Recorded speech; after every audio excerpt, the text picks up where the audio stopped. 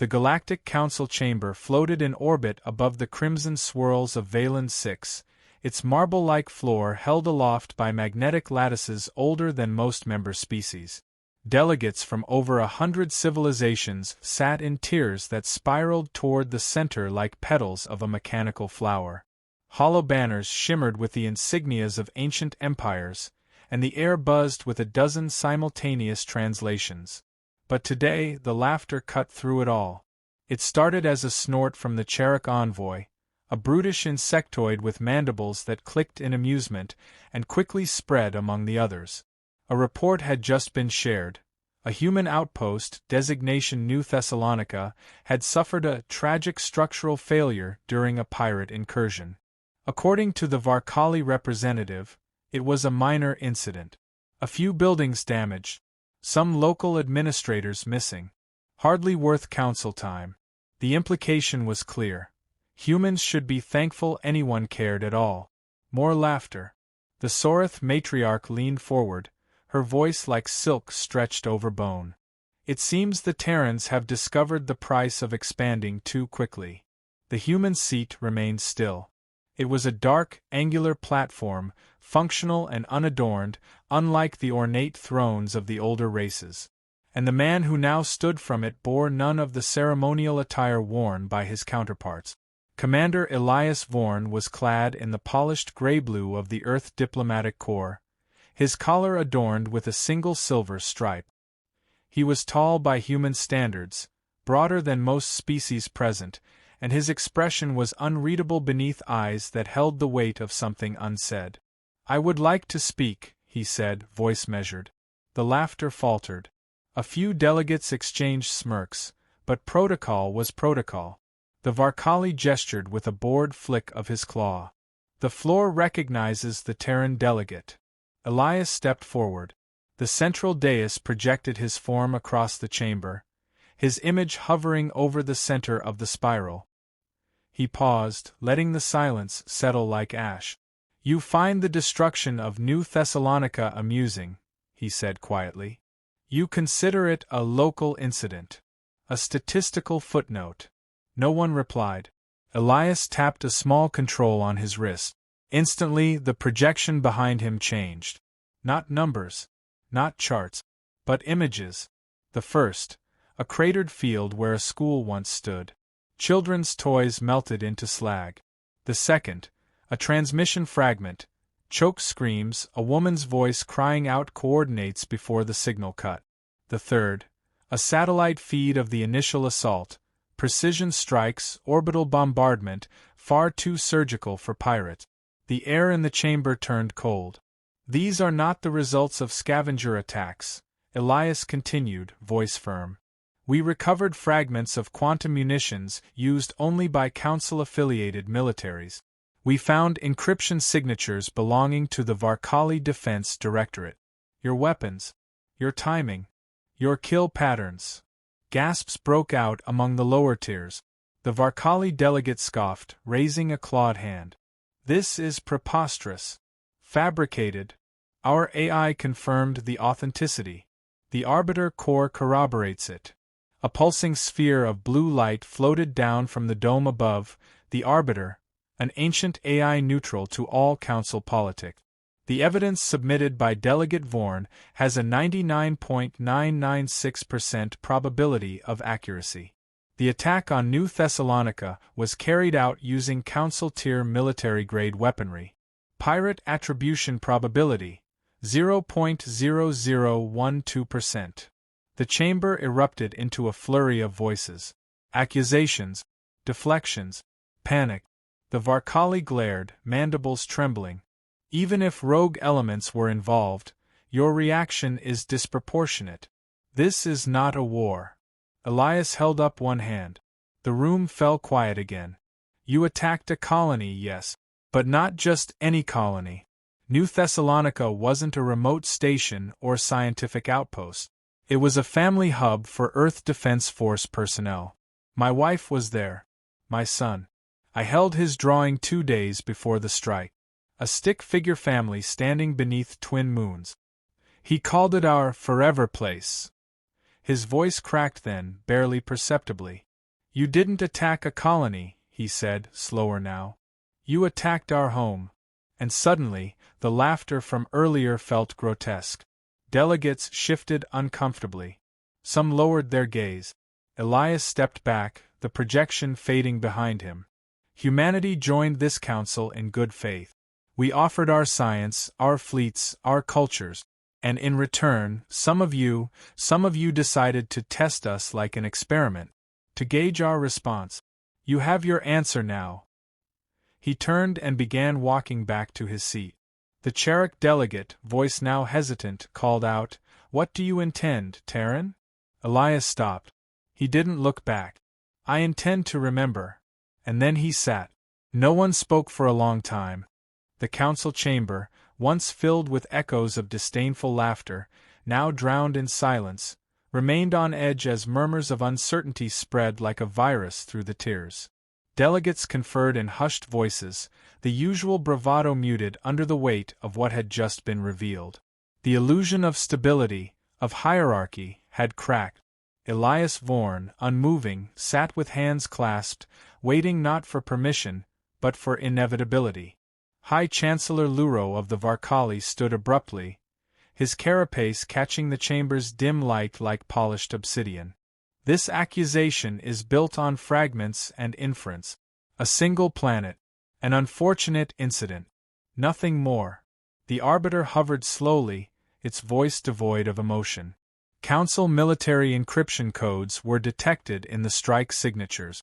The only known producers of these codes are the Varkali Directorate, the Lorith Syndicate, and the Trisari Pact. A stunned silence followed. Each of the named species stiffened.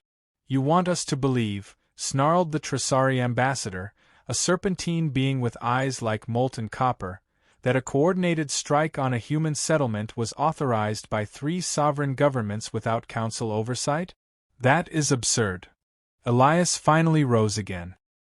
His voice was calm, but now it carried an edge honed sharp by grief and clarity. "You didn't coordinate. You conspired. You assumed we wouldn't notice, that we'd beg for protection, fold ourselves into dependency like so many others. You wanted to see how we bleed." He stepped forward again, this time not to appeal, but to declare. "What you failed to understand is that we don't bleed quietly." A flash of light shimmered from his wrist console. With a single press, encrypted protocols raced across the secure network, signals sent, unseen gears turning. Far above the chamber, unseen by those below, dozens of Earth Defense Force ships activated in synchronous precision. Not weapons, yet, but information.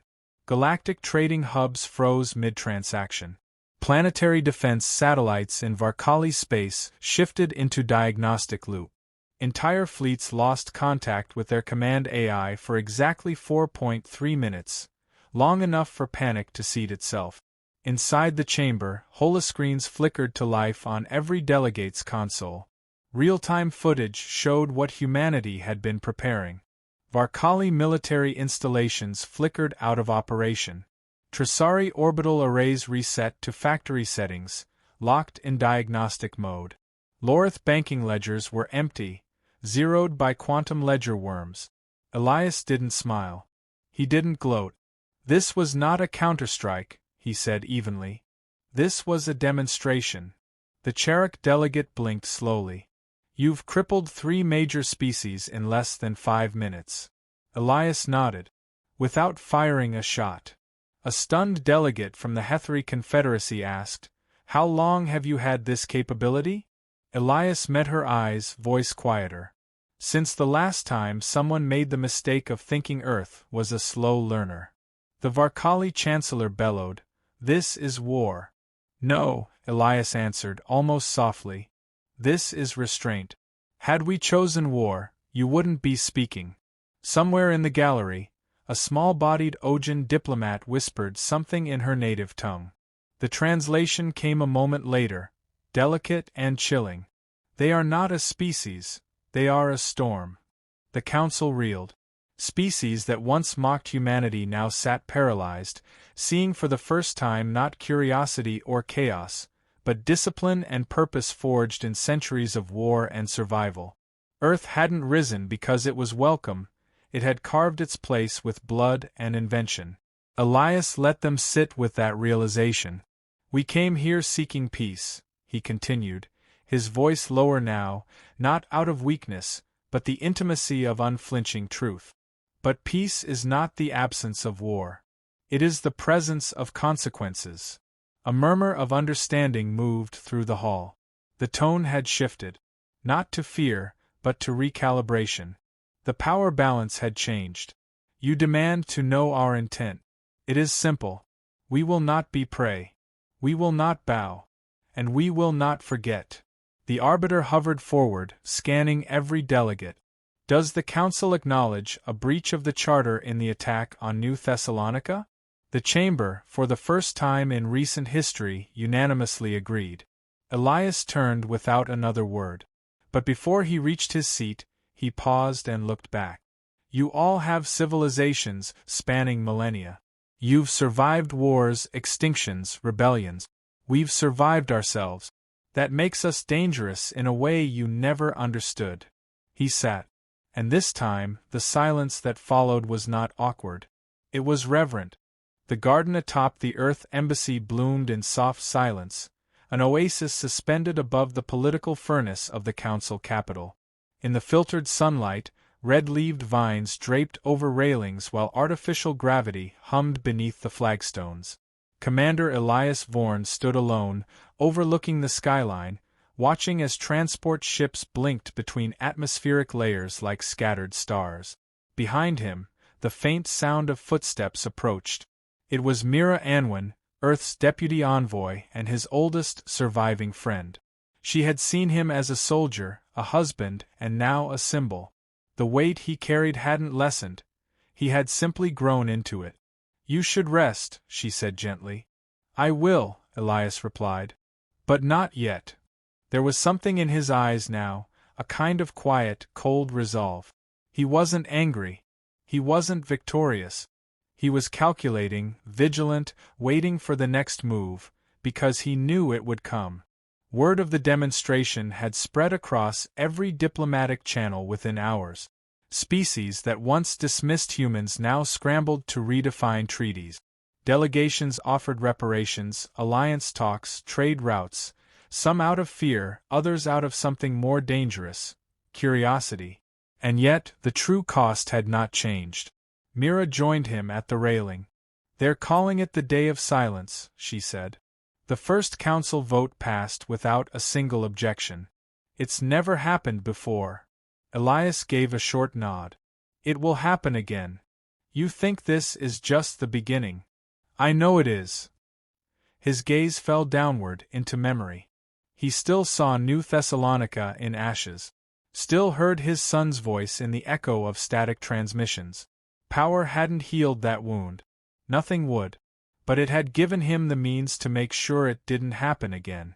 Some of them genuinely didn't know, Mira offered. They were kept in the dark by the ones who orchestrated it. Maybe they. He cut her off, not unkindly. Ignorance isn't innocence. Not anymore. Silence hung between them, deeper than the void between stars. Down below, children of council species played in a public plaza. A human girl chased a blue-skinned boy with a laughter that sounded like bells. For a moment, Elias allowed himself to wonder if his own child might have grown up here, among friends beneath twin suns. The thought didn't warm him. It hollowed him. A chime sounded from his wrist. Priority message. He tapped to read. Mira waited. Well, she asked. He read it once, then again, expression unreadable. The Tresari have recalled all their diplomats, he said slowly. And 2 more systems are voting to grant Earth emergency defense coordination privileges. Mira exhaled. They're aligning. No, Elias said, eyes distant. They're choosing sides. The game had changed. Humanity was no longer seen as a participant. It was a catalyst. A pivot. The galaxy would reorient itself around Earth, or against it. And Earth, for all its scars and all its ingenuity, was still learning how to walk in this arena of titans. Do we even want to lead? Mira asked suddenly, the question sharp in its sincerity. Is that who we are now? Elias didn't answer right away. He looked up, toward the orbital station where 1,000 eyes now watched Earth's every move, and finally spoke, low, firm, quiet. We don't want to lead. We want to survive.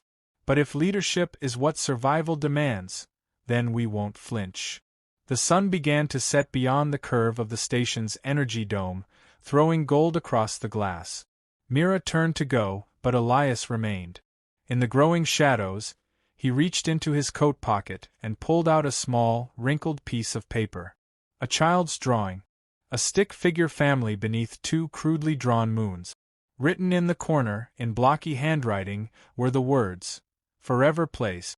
He stared at it a long time, then folded it with precision and tucked it back inside. There would be no more forever places. Not until Earth earned the right to make them last. And in that moment, alone in the fading light, Elias Vorn vowed to never let the galaxy forget again, not what it had done, and not what it had awakened. The war began, not with an invasion, not with a declaration, but with silence. It started when the Tresari comm relays went dark. Then came the power disruptions in Lorith space. Food distribution hubs malfunctioning, medical facilities stalling mid-surgery, entire AI grids turning to static.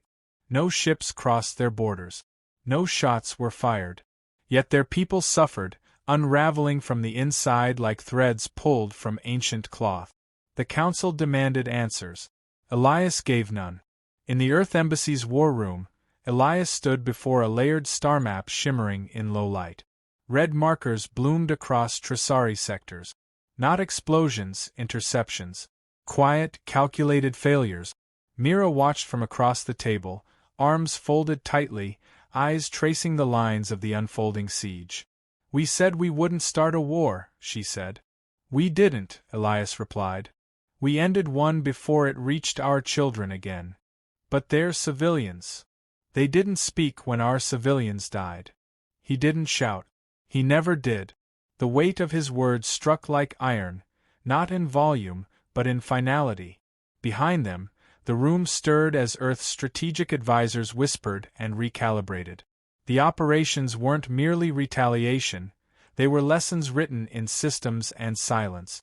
No conquest, no occupation, just a message: we see you now. And we remember. A screen flickered. Chancellor Luro of the Varkali appeared, his mandibles twitching, voice laced with desperation beneath the formality. "You will cease these actions immediately, or you force the entire council to mobilize." Elias stepped forward. "Mobilize," he said coldly. "We've mapped every jump gate trajectory your fleets can use. We've already bricked the fallback relays. You'd arrive blind and defenseless." Luro snarled, "You're threatening genocide." Elias shook his head. "I'm offering mercy." Mira turned away, unable to look at the screen as the call cut abruptly. Her voice trembled, anger or fear, even she wasn't sure. "Are we still human, Elias? Or have we just become a better version of them?" Elias didn't answer right away. He reached for the lights, dimming the room until only the star map remained, its pulsing stars, once abstract, now real, each a beacon of life or death depending on which signals Earth allowed through. "We didn't start this," he said softly.